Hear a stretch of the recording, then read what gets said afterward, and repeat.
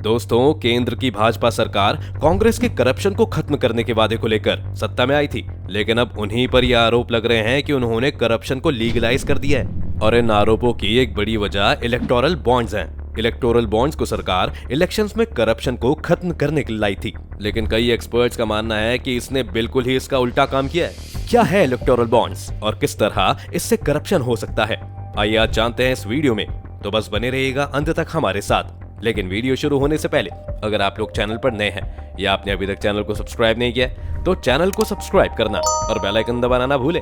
आपको ये तो पता ही होगा कि इलेक्शन लड़ने के लिए पॉलिटिकल पार्टीज को फंड की जरूरत होती है, जो चंदे से आता है। लेकिन हमेशा से हम न्यूज में ये देखते थे कि इस फंडिंग में काफी सारा काला धन भी इस्तेमाल होता है।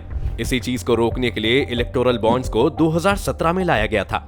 इलेक्टोरल बॉन्ड्स वो बॉन्ड्स हैं जिन्हें एसबीआई इशू करता है और इन्हें जनवरी, अप्रैल, जुलाई और अक्टूबर के महीनों में इंट्रोड्यूस करता है।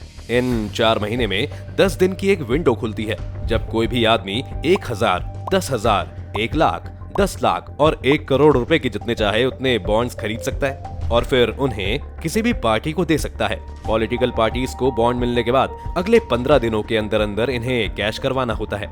इस बॉन्ड वाले सिस्टम का एक फायदा ये है कि अगर आपको ये बॉन्ड खरीदना है तो आप कैश में पेमेंट नहीं कर सकते हैं, लेकिन वहीं दूसरी तरफ जो भी आदमी ये बॉन्ड्स खरीदता है और पॉलिटिकल पार्टीज को डोनेट करता है, उसका नाम गुप्त ही रखा जाता है, यानी किसी को मालूम नहीं है कि कौन सी पॉलिटिकल पार्टी को कौन चंदा दे रहा है। अब एक तरफ तो आप ये कह सकते हैं कि इलेक्टोरल बॉन्ड्स को क्योंकि कैश में नहीं खरीदा जा सकता, इसलिए इसमें काला धन इस्तेमाल नहीं हो रहा है, जो कि अच्छी बात है। लेकिन वहीं दूसरी तरफ ये भी सच है कि आपको करप्शन करने के लिए काले धन की जरूरत नहीं होती।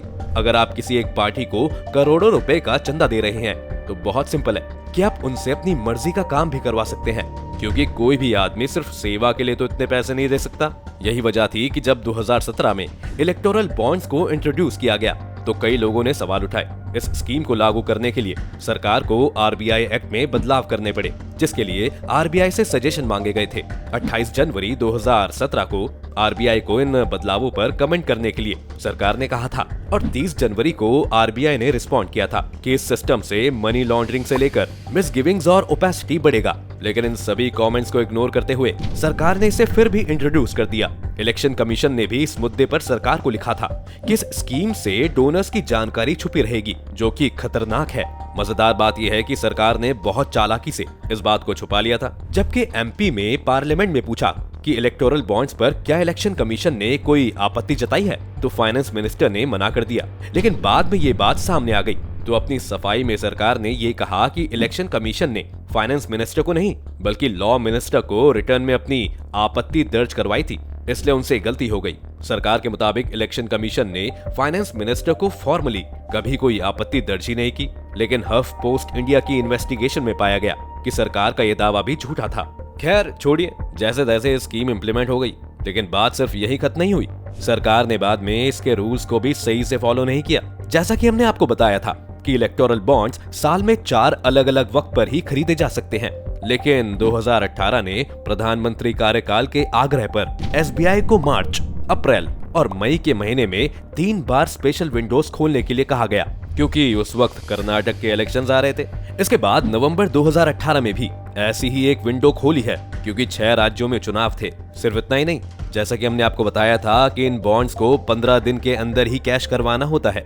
फिर भी फाइनेंस मिनिस्टर ने एसबीआई से कहा था कि 10 करोड़ के बॉन्ड्स जो एक्सपायर हो चुके हैं उन्हें भी कैश करवा दें। अब ये पैसा किसका था और किसे मिला, ये तो कहा नहीं जा सकता, पर आप खुद ही समझदार हैं। एक आरटीआई के जवाब में केंद्र सरकार ने ये जानकारी भी दी कि 2017-18 में जितने इलेक्टोरल बॉन्ड्स इशू करवाए गए थे उनमें से 95% बीजेपी को मिले थे। कहने को तो इलेक्टोरल बॉन्ड्स कोई भी नागरिक खरीद सकता है, लेकिन इंडियन एक्सप्रेस के मुताबिक 90% से ज्यादा इलेक्टोरल बॉन्ड्स 1 करोड़ रुपए के खरीदे गए थे, यानी इन्हें ज्यादातर वही लोग खरीद रहे हैं जिनके पास दान करने के लिए करोड़ों रुपए हैं। इसके अलावा अगर हम ये मान भी लें कि इलेक्टोरल बॉन्ड्स को अच्छी नीयत के साथ इम्प्लीमेंट किया गया था, तब भी इसके अंदर बहुत सारी प्रॉब्लम्स हैं। जैसे कि पहले कोई भी कंपनी अपने प्रॉफिट का सिर्फ 7.5% हिस्सा ही इलेक्शन कैंपेन्स के लिए खर्च कर सकती थी, लेकिन अब ये लिमिट हटा दी है। इसके अलावा अब उन्हें ये भी डिक्लेयर नहीं करना पड़ता कि उन्होंने किस पार्टी को ये पैसा दिया है। एक दूसरा नुकसान इसमें ये भी है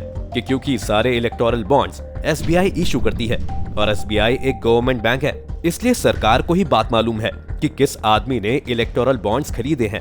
यानी कि अगर किसी ने इलेक्टोरल बॉन्ड्स खरीदे हैं लेकिन उन्हें वो पैसा डोनेट नहीं किया है, तो मतलब उनकी ऑपोजिशन पार्टी को डोनेट किया है। इसके दो नुकसान हैं। पहला नुकसान तो सीधे तौर पर ही है कि इस चीज के लिए सरकार उस आदमी या उसकी कंपनी को पनिश भी कर सकती है, और दूसरा नुकसान ये है कि जनता के लिए तो उस आदमी की पहचान छुपी हुई है लेकिन सरकार को उसका नाम पता है। यानी कि इलेक्टोरल बॉन्ड्स का जो एनॉयमिटी वाला प्रिंसिपल है वो केंद्र सरकार के लिए अप्लाई नहीं होता। तो अगर हम इसके फायदों और नुकसान को इवैल्यूएट करें तो इसका फायदा ये है कि अब कैश में पैसा पॉलिटिकल पार्टीज के पास नहीं जाएगा।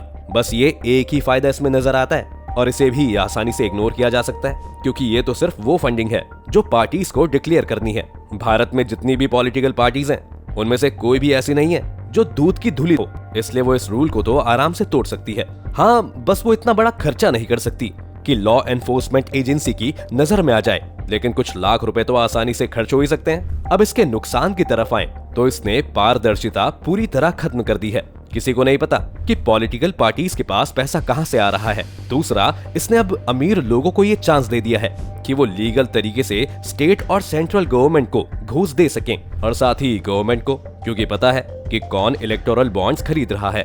इसलिए अब इससे फ्री और फेयर इलेक्शन करवाना मुश्किल हो गया है। इसमें बात किसी पार्टी की नहीं है बल्कि बेसिक स्ट्रक्चर की है। डेमोक्रेसी में हमेशा ही ऐसा होगा जब आपकी फेवरेट पॉलिटिकल पार्टी सत्ता में होगी और कई बार वो विपक्ष में भी होगी। लेकिन हमारी जिम्मेदारी ये है कि हम हमेशा ये चेक करते रहें कि सत्ता में जो भी हो कि वो अपनी पावर्स को गलत इस्तेमाल कर ही ना पाए। इसलिए हमें पावरफुल रूल्स की जरूरत है। एक पावरफुल रूल का उदाहरण तो आपके सामने ही है कि एक आईएएस ऑफिसर को कोई भी मंत्री या प्रधानमंत्री तक सस्पेंड नहीं कर सकता। उसे नौकरी से निकालने का अधिकार सिर्फ राष्ट्रपति को ही है। इसलिए हम ये देखते हैं कि ईमानदार आईएएस ऑफिसर का ट्रांसफर तो होता रहता है लेकिन उनकी नौकरी बनी रहती है, जो उन्हें भी थोड़ी सी सिक्योरिटी देता है। अगर उनके पास ये सिक्योरिटी ही ना हो तो वो काम ही ना कर पाए। इलेक्टोरल बॉन्ड्स का आइडिया पूरी तरह से गलत नहीं है, लेकिन इसमें जो नाम ना बताने वाला क्लॉज है, अगर इसी में ऐसा संशोधन हो जाए कि फंड देने वाले का नाम पार्टियां सामने रख दे तो जनता को साफ साफ पता होगा कि कौन किसे फंड कर रहा है। लेकिन दुख की बात यह है कि कोई भी पार्टी इस बात के लिए सरकार पर प्रेशर नहीं डालेगी, क्योंकि उन पार्टीज को भी तो स्टेट इलेक्शंस में इस स्कीम से फायदा होता है। कई लोग सभी पार्टीज को फंड देते हैं ताकि हर स्टेट में उनका काम चल सके। इसीलिए पॉलिटिकल पार्टीज इसका विरोध नहीं करती है। विरोध हमेशा एक्सपर्ट्स की तरफ से आता है जो इस गेम को समझ रहे हैं। खैर, आपको क्या लगता है, इलेक्टोरल बॉन्ड्स का आइडिया सही है या फिर इसमें कुछ चेंजेस होने चाहिए? अपनी राय हमें कमेंट सेक्शन में जरूर लिखें। उम्मीद है आपको आज की इस वीडियो से काफी कुछ नया सीखने को मिला होगा। अगर आपको ये वीडियो पसंद आई हो तो वीडियो को लाइक करें, और अगर आप चैनल पर नए हैं या आपने अभी तक चैनल को सब्सक्राइब नहीं किया तो चैनल को सब्सक्राइब करना और बेल आइकन दबाना ना भूलें